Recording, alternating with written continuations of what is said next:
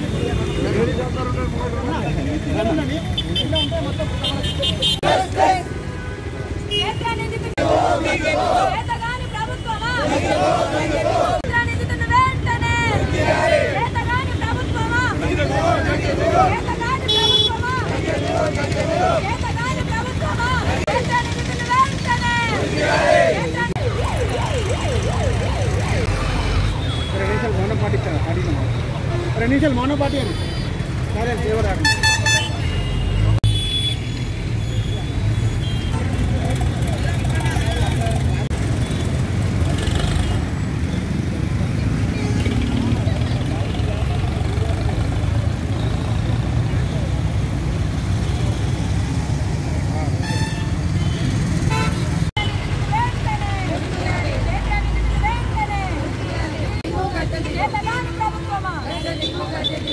కిందట హైదరాబాద్లోని సైదాబాద్ సింగరేణి కాలనీలో చైత్ర అనే పాప, 6 సంవత్సరాల పాప, ఒక దుర్మార్గుడు, ఒక క్రూర మృగం అయినటువంటి రాజు అనే 30 సంవత్సరాల ఒక యువకుడు చైత్ర అనే ఒక చిన్న అభంశుభం తెలియని పసిపాపను మానభంగం చేసి ఆ అమ్మాయిని హత్య చేయడం, అతి క్రూరంగా హత్య చేయడం జరిగింది.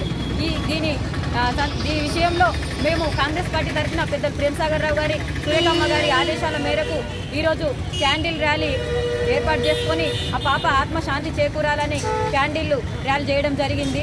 ఈ తెలంగాణ ప్రభుత్వంలో ఒక మహిళకు కానీ చిన్నపిల్లలకు కానీ రక్షణ లేకుండా పోయింది. మా తెలంగాణ సస్యశ్యామలం అని చెప్పుకుంటున్న ఒక ముఖ్యమంత్రి గారు, మీరు ఇదివరకు ఇంత జరిగినా కానీ ఒక ప్రెస్ మీట్ పెట్టకుండా బయటికి రాకుండా మీరు లోపలనే కూర్చున్నారు. ఇంత పెద్ద విషయం జరిగాక కూడా మీకు నిమ్మకు నీరెత్తినట్టుగా ఉంది. హుజురాబాద్ ఎలక్షన్ గురించి దాని మీద పెట్టిన ఇంట్రెస్ట్, ఈ పాప చిన్న పాప ఈ సంఘటన జరిగినాక మీకు ఇంతవరకు మీకు సోయి లేదా? మీరు బయటకు వచ్చి ఎందుకు ప్రెస్ మీట్ పెట్టట్లేదు? ఆ నిందితుల మీద ఎందుకు చర్యలు తీసుకోవట్లేదు? హోమ్ డిపార్ట్మెంట్ ఎందుకు మీరు ప్రశ్నించట్లేదు? మీరు ఈ చర్యలు తీసుకోవట్లేదని మేము కాంగ్రెస్ పార్టీ తరఫున ప్రశ్నిస్తున్నాము.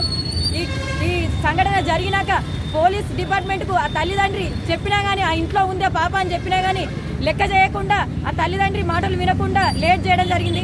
తర్వాత ఆ పాపని తల్లిదండ్రికి చూపించకుండా వాళ్ళని కొట్టి తీసుకెళ్లి పోస్ట్ మార్టం చేయించడం జరిగింది. తల్లిదండ్రి కన్నీటి గోస వాళ్ళకి తలుగుద్దని, మేము తెలంగాణ ప్రభుత్వానికి తలుగుద్దని మేము కాంగ్రెస్ పార్టీ తరఫున చెప్తున్నాము. వెంటనే ఆ క్షేత్ర నిందితుడిని ఆ తల్లిదండ్రి కడుపు కోత చల్లారాలంటే, ఆ పాపనైతే ఎట్లా క్రూరంగా హింసించి చంపాడో ఆ నిందితుడిని కూడా అదే విధంగా ఆ తల్లిదండ్రి ముందు క్రూరంగా చంపి ఆ తల్లిదండ్రి కడుపు కోత తీర్చాలని మేము కాంగ్రెస్ పార్టీ తరఫున డిమాండ్ చేస్తున్నాము. అలాగే మహిళా గిరిజన మంత్రి అయి ఉండి సత్యవతి రాథోడ్ గారు, రేఖా శ్యామ్ నాయక్ గారు ఎమ్మెల్యేలు, మీరు గిరిజన మంత్రులై ఉండి మీరు ఇంత సంఘటన జరిగినాక మీరు బయటికి రాకుండా పాపకు న్యాయం చేయకుండా ఏం చేస్తున్నారని నేను ప్రశ్నిస్తున్నాను. వెంటనే మీరు మహిళలు అయితే మీకు ఒక చిత్తశుద్ధి అనేది ఉంటే మీరు బయటికి వచ్చి మీరు రాజీనామా చేసి మహిళల తరపున కొట్లాడాలని మేము తెలియజేస్తున్నాము. వెంటనే మీరు ఈ సమస్య ఎక్కడైతే జరిగిందో ఇలాంటివి జరగకుండా దిశ నిర్భయ లాంటి చట్టాలు తేవడమే తప్ప అమల్లోకి రాలేదు. అప్పుడు గాంధీజీ ఒక ఆడది రోడ్డు మీద నడిచినప్పుడు, అర్ధరాత్రి రోడ్డు మీద నడిచినప్పుడు స్వతంత్రం వచ్చిందన్నాడు. అది ఇప్పుడు తెలంగాణలో విరుద్ధంగా జరుగుతుందని చెప్పక తప్పడం లేదు. ఇది ఎంత దురదృష్టకరమైన తెలంగాణ ప్రభుత్వం అంటే, ఒక ఆడపిల్లకు ఒక చిన్నారికి అన్యాయం జరిగినప్పుడు ప్రశ్నించడానికి ముందుకొస్తే ప్రతిపక్షాల గొంతు నొక్కి పోలీసులను చూపిస్తూ, పోలీసుల దౌర్జన్యాలు చేపిస్తూ వాళ్ళ కుటుంబ సభ్యులను ఎటుగట్టు నెట్టేసి వాళ్ళని క్షమాన్ని తీసుకోవడం జరిగింది. ఎంత దుర్మార్గమైన చర్య అంటే ఇది తెలంగాణ ప్రభుత్వంలో ఇందుకైనా తెలంగాణ తెచ్చుకున్నదని ఆలోచించే విధంగా మీరు చేస్తున్నారు. వెంటనే ఆ పాపకి న్యాయం జరిగేదాకా మేము కాంగ్రెస్ పార్టీ తరఫున పోరాడతాము. వెంటనే న్యాయం చేయకుండా మేము కాంగ్రెస్ పార్టీ తరఫున తెలంగాణ రాష్ట్రంలో ప్రతి జిల్లాలో రాస్తారోకాలు, రోడ్డు ధర్నాలు చేసి ఆ పాపకి న్యాయం చేసే విధంగా చేస్తామని చెప్తున్నాము, డిమాండ్ చేస్తున్నాము తెలంగాణ ప్రభుత్వాన్ని. జై కాంగ్రెస్. పాప చైత్రను అమానుషంగా బలి తీసుకున్న రాజు అనే వ్యక్తిని వెంటనే ఉంపియాలనే ఉద్దేశంతో మేమందరం మహిళా కాంగ్రెస్, యూత్ కాంగ్రెస్, సీనియర్ నాయకులు, కౌన్సిలర్లు వీళ్ళందరూ వచ్చి మాకు సపోర్ట్గా నిలిచి చైత్రకు ఆత్మకు శాంతి చేకూర్చాలని భగవంతుని కోరుకుంటూ, ముఖ్యంగా ఇటువంటి కేసులు బంగారు తెలంగాణని కేసీఆర్ ఎప్పుడైతే సీఎం అయిందో బంగారు తెలంగాణ కాదు, ఒక ఆడవాళ్ళని హింస పెట్టుకునే తెలంగాణగా మారింది. ఎక్కడ చూసినా కూడా చిన్న పిల్లలు, 3 సంవత్సరాల పిల్లలు, 13 నెలల పిల్లలు, 6 నెలల పిల్లలు, 6 సంవత్సరాల పిల్లలు, ఇలాంటి బడుగు బలహీన వర్గాల పిల్లల్ని మాత్రమే ఒక టార్గెట్గా పెట్టుకొని, ఎందుకంటే డబ్బున్న వాళ్ళని చేస్తే ఇమ్మీడియట్లీ ఎన్కౌంటర్ చేస్తారు. కానీ డబ్బు లేదని ఇప్పటికీ 6 రోజుల నుంచి కనీసం నిందుని పట్టుకొని చేతగాని ప్రభుత్వం వెంటనే రాజీనామా చేయాలి. హోమ్ మినిస్టర్ ఏం చేస్తున్నాడో తెలియదు, ఇంతవరకు కనీసం పోయి పలకరించిన దాఖలాలు లేవు. అదే డబ్బు ఉన్నోడికైతే వాడు తెల్లారు అని ఇంటి ముందర కూర్చుంటారు, మినిస్టర్ కూర్చుంటాడు, సీఎం కూర్చుంటాడు, అవసరమైతే ఎమ్మెల్యేలు కూర్చుంటారు, అవసరమైతే ఇంకా హోమ్ డిపార్ట్మెంట్ కూడా పోయి వాళ్ళకి కావాలి కాస్తుంది. అటువంటిది ఇంతవరకు కూడా 6 రోజులైనా కూడా కనీసం ఒక ఎమ్మెల్యే కానీ, ఒక ఎంపీ కానీ, ఒక హోమ్ మినిస్టర్ కానీ ఎవరు కూడా వాళ్ళని కనీసం పరామర్శించిన దాఖలాలు లేవు. 50,000 చెక్ ఇచ్చినట్టు అని సిగ్గుశరం ఉన్న ఒక్కడైనా కూడా 50,000 చెక్కు ఒక పాప ఖరీదు కట్టిందంటే తెలంగాణ గవర్నమెంట్ సిగ్గుపడాల్సిన పరిస్థితి. అంటే ఒక ప్రాణం తీయడానికి ఖరీదు కడతారు, ఒక మానం తీయడానికి ఖరీదు కడతారు, ఒక చావుకు ఖరీదు కడతారు, ఒక బలి తీసుకున్న దానికి ఖరీదు. అంటే ఈ గవర్నమెంట్ చేసేది, తెలంగాణ ప్రభుత్వం మేము కష్టపడి పోరాటం చేసి తెలంగాణను తీసుకొచ్చుకున్నది కేవలం ఆడదాన్ని శీలమానాలకు రేటు కట్టే విధంగా ఈరోజు సీఎం ప్రవర్తిస్తున్నాడు. కేటీఆర్ గారేమో మొన్న దొరికిండు అని 24 గంటల లోపల ఛేదించారు కేసును, నిందితులు పట్టుకున్నారని. ఇవాళ ట్విట్టర్లో మళ్ళీ పెడతాడు, క్షమాపణ చెప్పుకుంటున్నాడు. నేను నాకు ఇన్ఫర్మేషన్ కరెక్టే లేదు, నిందితులు దొరకలేదు, 10 లక్షలు వానికి ఎవరైనా పట్టుకుంటే ఎక్స్ప్రెస్ ఇస్తామని.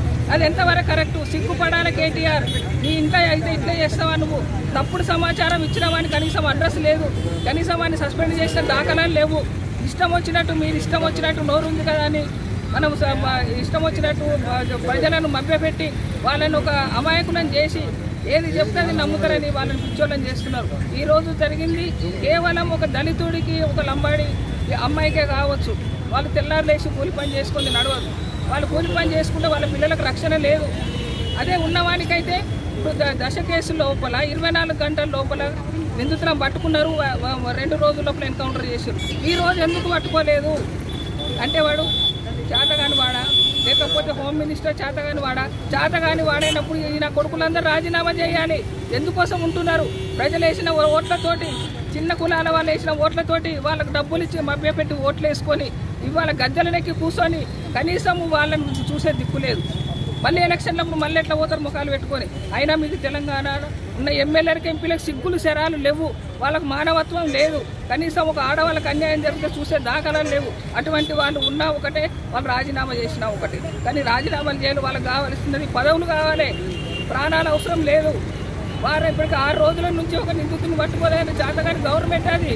కేసీఆర్ గారు, కేటీఆర్ వీళ్ళందరూ చేతగాని నా కొడుకును రాజీనామాలు చేయాలని మేము ఈరోజు మహిళా కాంగ్రెస్ తరఫు నుంచి డిమాండ్ చేస్తున్నాము. చేసిన నిందితుని ఉరిదీయాలని, కనబడితే కాల్చివేయాలని ఈరోజు కొవ్వొత్తుల ర్యాలీ కాంగ్రెస్ పార్టీ ఆధ్వర్యంలో పెద్దలు మా డీసీసీ అధ్యక్షురాలు సురేఖమ్మ గారు, మా ప్రేమ్ సాగర్ రావు గారు సూచన మేరకు ఈరోజు చేయడం జరుగుతుంది. ఈరోజు ఈ చేతగాని ప్రభుత్వం, ఈ చేతగాని ముఖ్యమంత్రి, ఈ చేతగాని హోంమంత్రి వాళ్ళు ఏమి చేయలేమని ఇంతకంటే నిదర్శనం ఏం లేదు. ఎంత దుర్మార్గంగా రాజు అనే కుర్రోడు ఆ అమ్మాయిని అభం శుభం తెలియని అమ్మాయిని హత్య చేసి పారిపోవడం, దాన్ని ఇంతవరకు 6 రోజులైనా ఈ ప్రభుత్వం కానీ ఈ పోలీస్ డిపార్ట్మెంట్ కానీ పూర్తిగా విఫలం చెందినడానికి ఇంతకంటే నిదర్శనం ఏం లేదు. వాళ్ళు చనిపోయిందని పోలీస్ కంప్లైంట్ ఇచ్చినా, వాళ్ళు గొగ్గోడు పెట్టినా కనీసం పట్టించుకొని పోలీసు వ్యవస్థ ఎంత దిగజారిపోయింది ఈ తెలంగాణ ప్రభుత్వంలో ఒకసారి ఆలోచించుకోవాల్సిన అవసరం ఉన్నది. వారిని తల్లిదండ్రులనే కాక చుట్టుపక్కల ఉన్న వారిని కూడా పోలీస్ వ్యవస్థ విపరీతమైన కొట్టిన సందర్భం.